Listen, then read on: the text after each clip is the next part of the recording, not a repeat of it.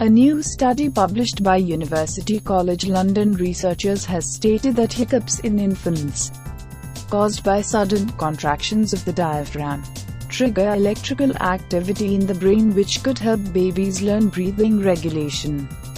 The baby's brain activity was recorded with electrodes attached to the scalp, while hiccuping movements were monitored with sensors on the baby's torso. Subscribe to the channel for more news.